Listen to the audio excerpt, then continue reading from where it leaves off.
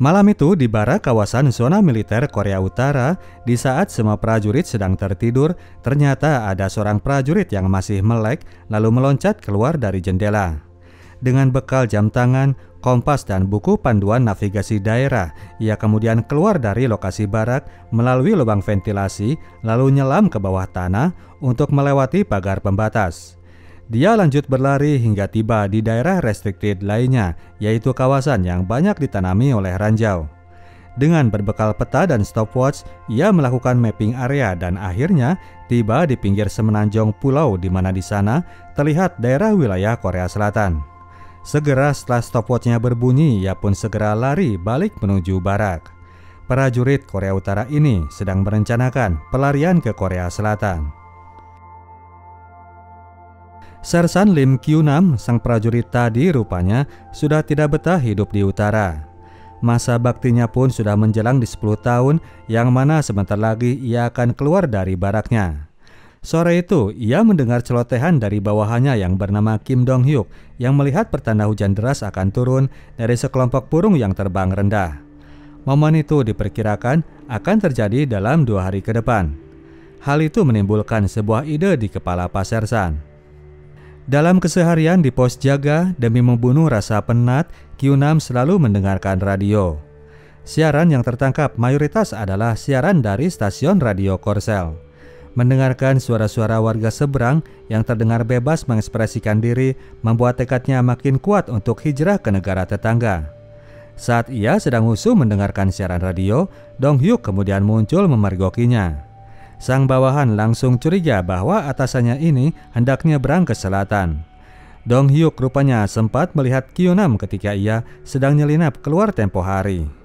Ia pun langsung meminta agar ikut dibawa oleh atasannya. Meskipun sudah diancam untuk tutup mulut, Dong Hyuk tetap bersikeras agar dibawa ke selatan karena sudah kangen dengan keluarga. Kyunam menamparnya dan memberikan peringatan yang lebih keras, memintanya untuk melupakan bahwa percakapan itu pernah terjadi. Namun sebelum mereka tiba di barak, Kyunam sempat memberikan tape recorder yang mana ia selipkan peta jalur kabur jika suatu hari nanti Dong Hyuk ingin menyusul kabur. Malam itu ketika semuanya sedang tertidur, para prajurit kemudian terbangunkan oleh suara sirine yang sangat keras. Disebutkan bahwa seseorang telah melarikan diri dari dalam barak. Kyunam melihat bahwa Dong Hyuk sudah tidak ada di lokasi bed miliknya. Kyunam langsung mengerahkan pasukan ke arah seberang, sementara dia sendiri bergerak menuju jalur kabur yang kemarin melalui ventilasi udara. Benar saja, Dong Hyuk sudah berada di sana, tergopoh-gopoh mencari jalan untuk moncor keluar pagar. Kyunam segera mengajaknya balik, namun Dong Hyuk sudah nekat. Ia sampai terkena strum pada pagar. Kyunam pun kemudian berusaha membujuk juniornya agar mereka menunggu hingga ia selesai mapping rute jalur tersebut. Jika jalurnya sudah fix, ia berjanji akan mengajaknya kabur dari sana. Namun sebelum mereka balik, mereka sudah keburu kegap oleh komandan Platon yang datang bersama pasukannya. Kyunam yang berusaha kasih alasan langsung dihajar sampai pingsan. Keduanya kemudian dibawa ke tahanan dan mengalami penyiksaan yang lumayan berat. Komandan kemudian menunjukkan peta yang ia temukan dan meminta pengakuan dari pembuatnya. Dong Hyuk yang kemudian mengakui bahwa peta itu adalah hasil bikinannya, namun komandan tidak percaya. Sebelum dilakukan penyiksaan yang lebih lanjut, datang kemudian kabar bahwa orang dari pusat sedang OTW menuju tempat mereka. Orang tersebut adalah Kolonel Lee Hyun Sang, pejabat dari Kementerian Keamanan kalau di negara kita. Satuan komando di tempat itu langsung menyiapkan alat bukti beserta data 2 tersangka kabur tadi.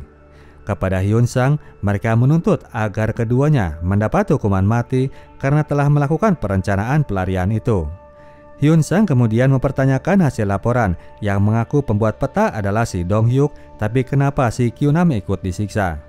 Jawaban dari Komandan Platon yang cuma berdasar kecurigaan tanpa bukti yang jelas kemudian membuat Pak Kolonel yang necis ini langsung tertawa terbahak-bahak.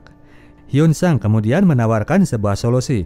Lebih baik jika mereka mengangkat salah satu di antaranya untuk dijadikan pahlawan sebagai penangkap dari tersangka daripada mereka melaporkan adanya 2 prajurit yang coba kabur, yang mana hal itu justru membuat coreng pada citra kesatuan. Q6 kemudian dibebaskan dan dibawa oleh Hyun Sang menuju kantor pusat. Di tengah jalan, ia kemudian dipindah ke mobil Pak Kolonel. Ternyata keduanya adalah teman lama sejak kecil. Dan ternyata pula dulu ayahnya Q6 yang membawa mereka nyebrang ke negara Korea Utara. Meskipun demikian, kepada teman merangkap atasannya ini, Q6 tetap tidak mengakui rencana pelariannya. Di kota Pyongyang, Q6 diajak untuk menghadiri acara pesta yang sedang diadakan oleh pihak Dewan Keamanan. Si Pak Kolonel ini rupanya bisa punya jabatan tinggi karena ia adalah mantu dari kepala dewan sendiri. Sementara yang lain sibuk berpesta, Q6 harap-harap cemas melihat jam dinding. Ia ingin segera balik ke base camp agar bisa melakukan rencana pelariannya. Momen jamuan makan itu kemudian diseling dengan sedikit sesi resmi. Pihak komandan memberikan penghargaan kepada Q6 atas jasanya yang dianggap heroik karena telah menangkap seorang prajurit yang berusaha kabur. Penobatan gelar kepahlawanan ini merupakan rekomendasi langsung dari Hyun Sang.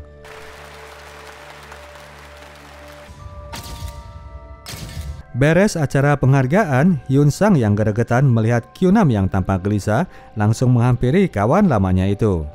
Q6 beralasan bahwa ia harus segera balik ke markas, namun ternyata Hyun Sang sudah mengatur bahwa ia tidak harus balik ke markas. Pak Kolonel telah mempromosikannya untuk bertugas di kantor pusat. Hyun Sang mengatur hal itu karena merasa care kepada sobat lamanya, namun Q6 yang punya rencana lain ternyata malah protes karena rencananya sudah dipastikan akan buyar. Hyun Sang jadi heran melihat Q6 yang sudah dikasih enak justru malah menolak.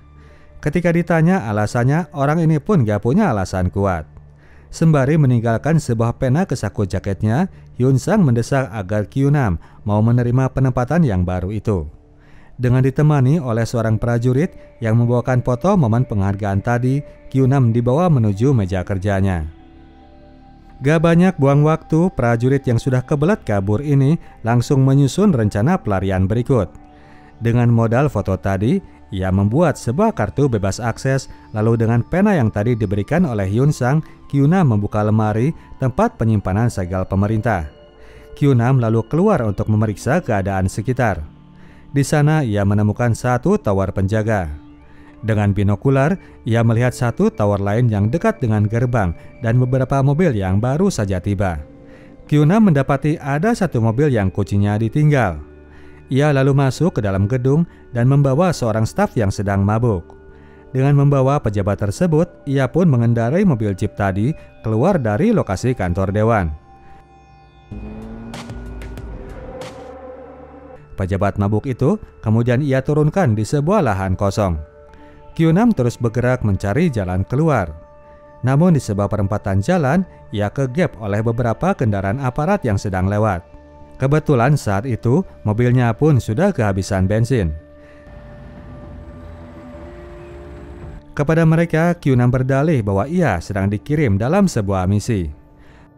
Komandan itu heran melihat seorang prajurit keliaran sendiri tanpa mengisi bensin pula. Ia kemudian melakukan cek ke kantor pusat dan untungnya orang di kantor meng-ACC keberadaannya. Sang komandan yang masih curiga kemudian mengajaknya untuk ambil bensin di stasiun Hyungpongri. Q6 tahu bahwa lokasi tersebut adalah tempat ditahannya Hyongduk sang tersangka pelarian. Melihat Q6 tahu kasus rahasia sampai sedetail itu, komandan pun jadi percaya dan teryakinkan. Sekalian Q6 membual bahwa dirinya sedang diutus untuk menyelidiki orang-orang yang berada di belakang Hyongduk. Diantarlah kemudian ia ke stasiun tersebut. Di stasiun itu, para serdadu sudah bersiap menerima kedatangan orang dari kantor pusat. Bukti-bukti pelanggaran Hyongduk dipajang di depan meja. Q6 langsung dipersilakan masuk ke dalam tahanan. Hyongduk sudah stres saja, jangan-jangan ia akan mendapatkan bonus ceweran. Ia pun kemudian jadi lega ketika melihat bahwa orang yang datang adalah Q6 yang mengajaknya untuk kabur dari tempat itu. Dengan membawa Hyongduk, Q6 hendak langsung pamit kepada komandan stasiun. Namun kemudian seorang ajudan datang dengan info dari bawahannya. Ia mengajukan kecurigaan karena Q6 tadi ngorder Pertalite untuk mobil pengkonsumsi Pertamax. Jangan-jangan dia ini adalah petugas gadungan. Sang komandan langsung menamparnya karena dianggap bicara gak sopan. Namun si ajudan kemudian melihat tulisan pada daftar hadir ternyata sama dengan tulisan pada peta bukti pelarian. Ketika komandan hendak melepas Q6, sang ajudan mengajukan diri untuk mengantarnya sampai lokasi yang aman.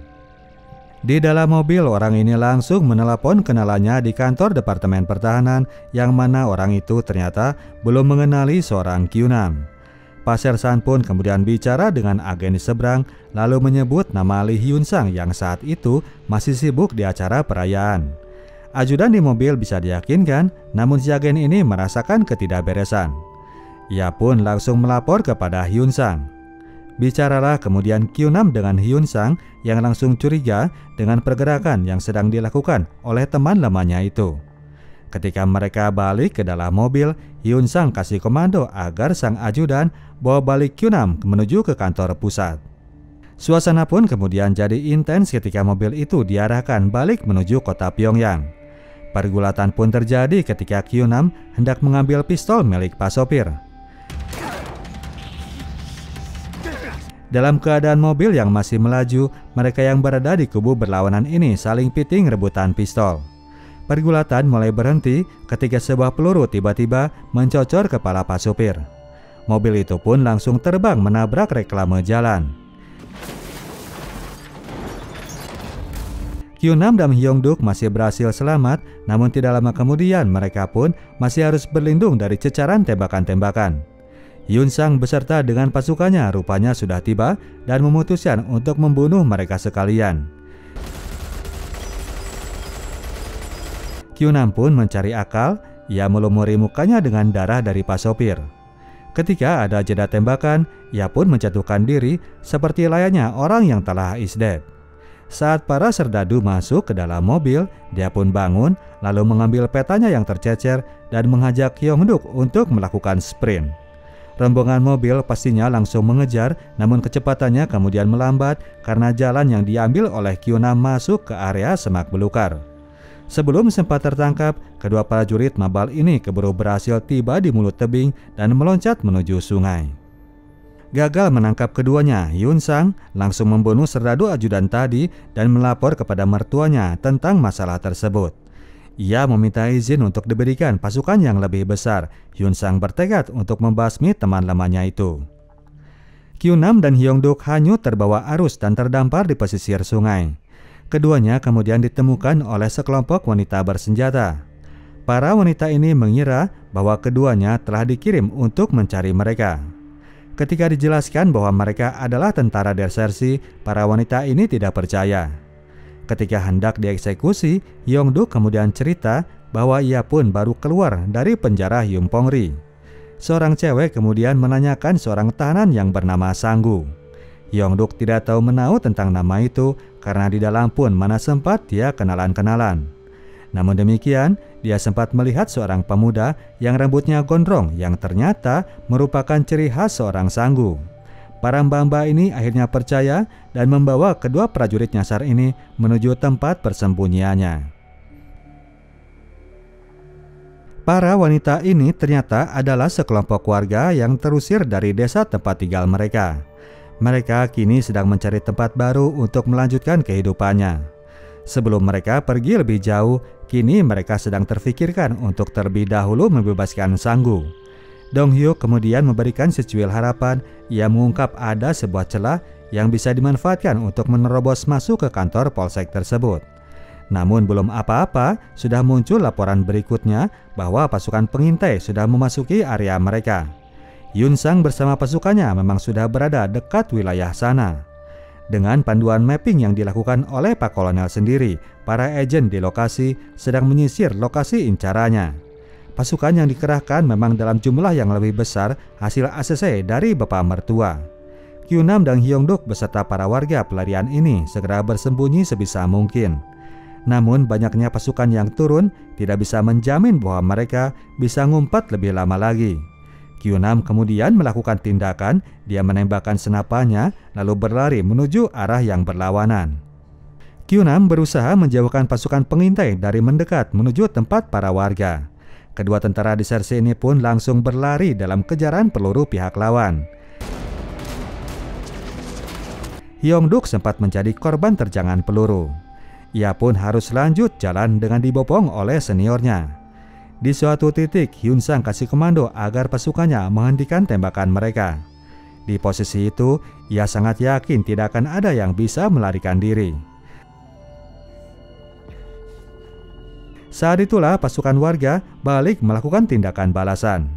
Dari belakang, mereka yang bersenjata ini balas melakukan tembakan dan lanjut lari untuk menjauhkan pasukan dari keberadaan dua tentara pelarian. Terbakar emosi karena ada rekan yang tertembak, mereka termakan pancingan itu, tidak menghiraukan instruksi dari Hyun-sang yang menyuruh pasukannya untuk tetap stay put. Gagallah kemudian untuk sementara ini mereka mendapatkan buruannya. Hyun-sang melampiaskan kemarahannya dengan menghajar kepala pasukan yang tadi mengabaikan perintahnya. Kyunam dan Hyong-duk lanjut bergerak menuju ke kedalaman hutan. Dengan panduan kompas, mereka pun bergerak menuju areal yang mereka tuju. Sementara itu, Hyun-sang segera melakukan langkah antisipasi. Dia dan pasukannya bergerak menuju tempat yang diperkirakan akan dituju oleh kedua bawahannya itu. Lokasi itu adalah markas zona militer di perbatasan. Beberapa waktu kemudian, hujan pun turun deras seperti yang telah diperkirakan. Terpaan air hujan ini akan memindahkan lokasi ranjau. Itulah sebabnya sedari kemarin Kyunam ingin segera melakukan pelariannya. Saat itu mereka sendiri sudah berada di kawasan tersebut. Karena tanah yang licin, Hyong-duk yang kakinya sedang terluka ini jadi terpleset dan jatuh ke lokasi barak. Di sana rupanya para pasukan sendiri sedang bersiap untuk melakukan siaga lapangan. Mereka ini kebetulan tidak mengenali sosok dua tentara yang disersi ini. Mereka pun membiarkannya masuk ke dalam barisan. Datang kemudian Kolonel Lee Hyun-sang yang telah memberikan titah agar pasukan di barak militer ikut dikaryakan. Dia memerintahkan pasukan di perbatasan untuk bantu mencari dua pengkhianat bangsa. Siapa-siapa yang berhasil menangkap keduanya akan mendapatkan tanda jasa berupa gelar kepahlawanan.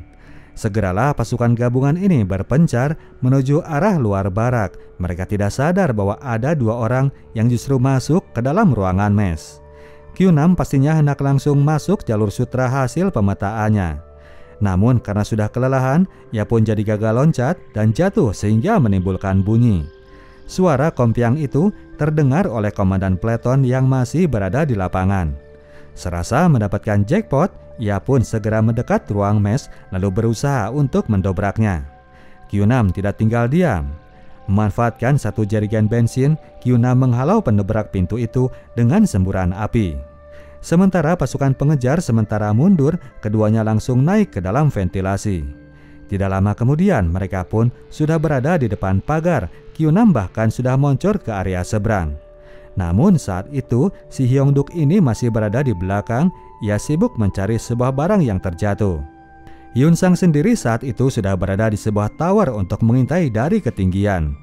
Dengan adanya sinar lampu tower itu, Hyong-duk bisa menemukan barang yang ia cari. Namun bayarannya ia pun jadi kegap oleh Hyun-sang. Satu tembakan kemudian tepat menerjang badannya.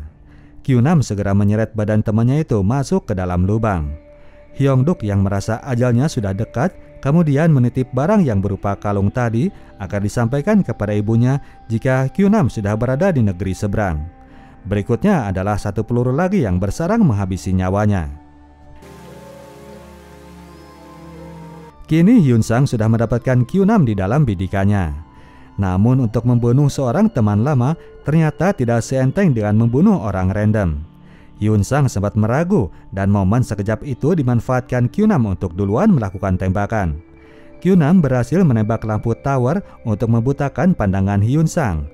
Ia pun segera berlari mengarungi jalan yang pernah ia pijak sebelumnya saat melakukan mapping.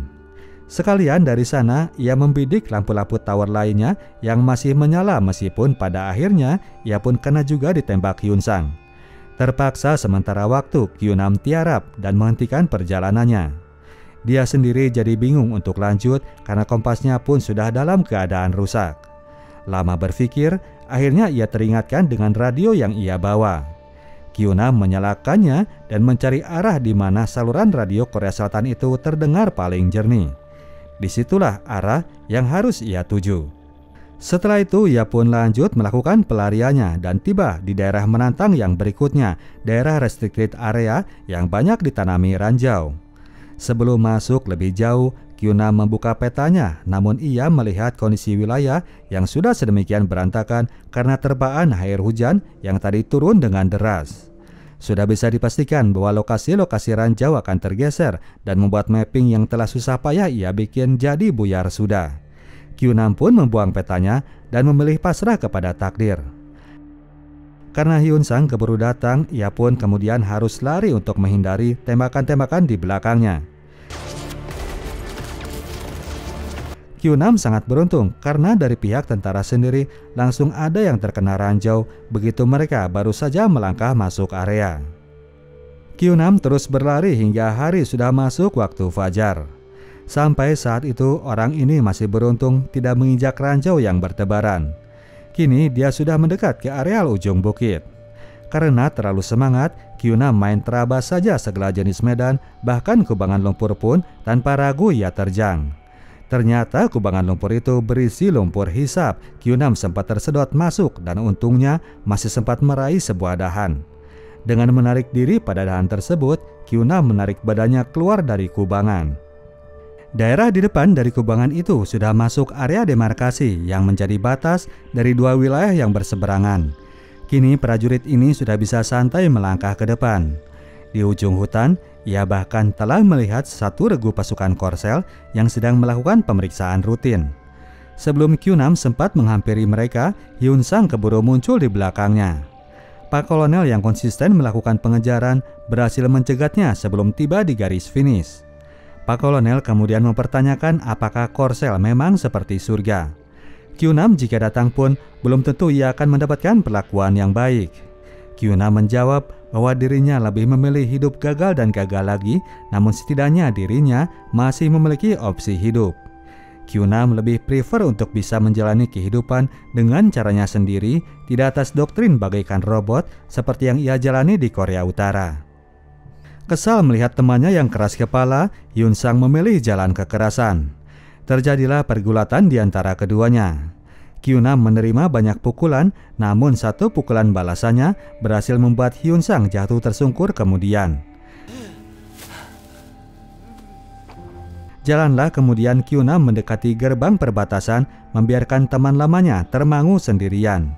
Pemerintahan Korsel rupanya telah menyediakan fasilitas telepon bagi siapa-siapa yang ingin menyeberang ke negaranya.